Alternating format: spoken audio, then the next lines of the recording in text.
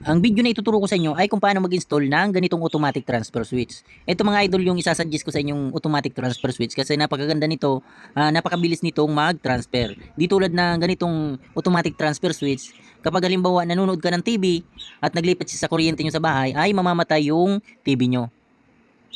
Ito yung mas maganda mga idol. Kasi kapag halimbawa nanonood ka man ng TV, nalubat yung solar mo, nag-transfer sa kuryente, ay hindi mamamatay yung TV mo. Kasi napakabilis lang ito mag-transfer. Kaya sa mga gusto umorder dyan ay ilalagay ko yung link sa comment section. Ngayon ituturo ko na sa inyo step by step kung paano yung wiring connection nito. Dito nakalagay sa source A yung priority. Halimbawa yung solar mo yung linagay mo dito, siya na yung naka-priority. Pero nakadepende pa rin yan sa inyo kung alin yung gagawin yung priority. Pwede rin yung kuryente nyo sa bahay yung gawin yung priority. Pero kung malaki naman yung setup mo sa bahay, ay mas maganda gawin mo ng priority yung solar setup. Dito yan nakakonect sa source A at yung reserve power naman ay dito sa source B. Halimbawa yung sa kuryente mo sa bahay ay sa reserve power mo siya linagay. Kapag nalubat lang yung solar, saka lang siya magta-transfer sa kuryente nyo sa bahay. Dito yan nakakonect sa taas at yung load naman nito, yung papunta na sa circuit breaker ng inyong bahay ay dito sa baba. Ngayon maglalagay muna tayo dito ng ilaw. Ito muna yung isasample natin. Dito natin yan ilalagay sa ilalim.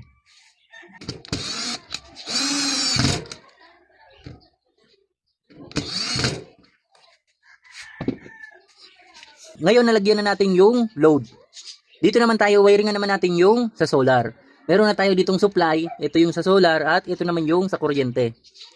Ngayon, supplyan na natin itong load ng circuit breaker ng solar.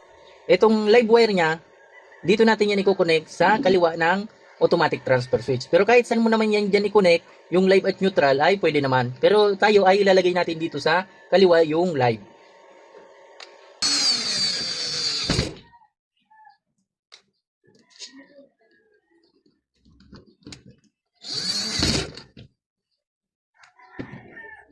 At ito namang neutral niya ay dito natin kukonek sa kanan ng automatic transfer switch.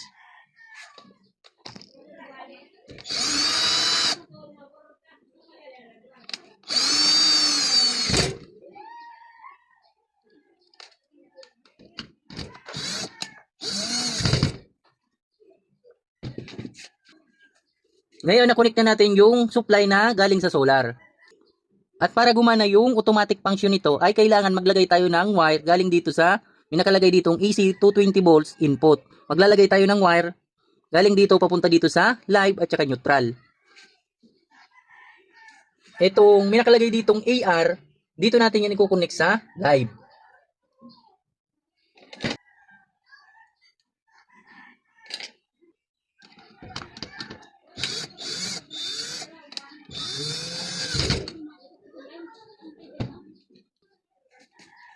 At ito namang AN ay dito natin yan i-connect sa neutral.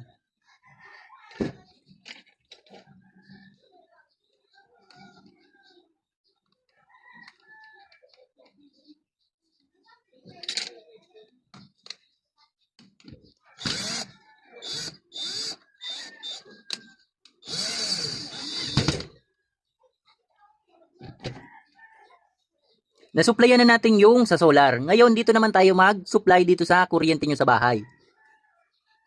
Itong live wire niya, dito natin i-connect sa isang line ng supply ng kuryente nyo sa bahay at dito natin yan i-connect sa kaliwa ng automatic transfer switch.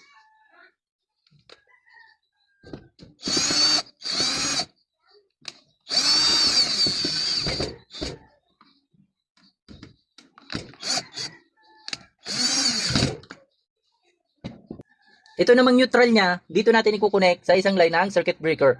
Papunta yan dito sa kanan ng automatic transfer switch.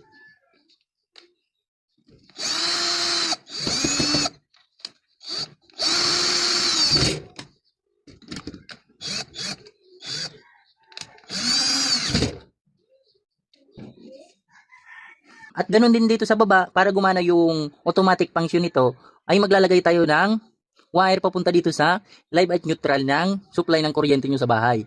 Dito yan nakakonect sa BR at BN. Nakalagay dito AC 220 volts input. Yung BR niya, i-connect natin yan dito sa live.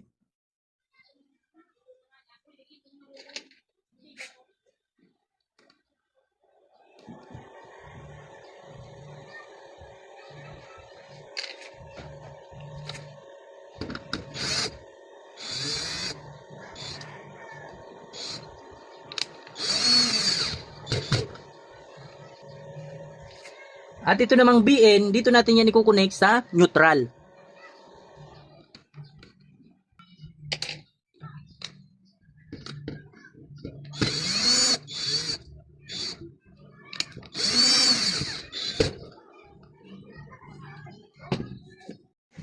Na-wiring na natin yung sa solar at ganoon din yung sa kuryente. Ganyan lang ang wiring connection yan. Ngayon, i-try na natin, i-on natin yung sa solar.